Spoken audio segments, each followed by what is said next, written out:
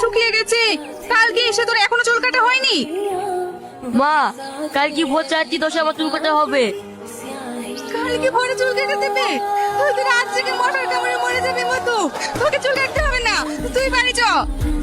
মা, আমার চুল কেটে টাকা দেওয়া হয়ে গেছে, আমি চুল কেটে বাড়ি যাবো। তুমি কি খাবার লেসছো? আমাকে তাড়াতাড়ি খেতে দাও। ঠিক আছে বাবু, খাইয়ে দিচ্ছি। শফিক, তুমি চারটে খেয়ে নাও। চাচি দুঃখ করেন না, বিশু নতুন তো, তাই ওর একটু কষ্ট হয়েছে, আমার কোনো ব্যাপারই না।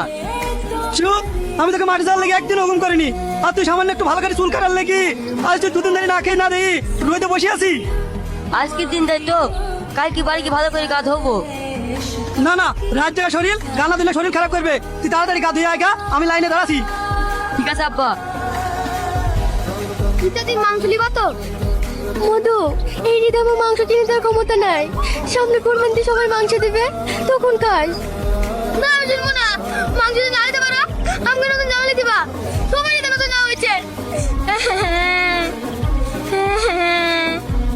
কাঁদিস না মধু, আজকেই মরলতে বাড়ি যাবো। ওদের ছেলে পেলে ভালো জামা সব ফেলে দেয়, ওইটা থেকে তোকে একটা ভালো জামা লিখে দেবো। না মা, এবার আমি পুরাতন জামা নেবো না, আমি এবার নতুন জামা নেবো।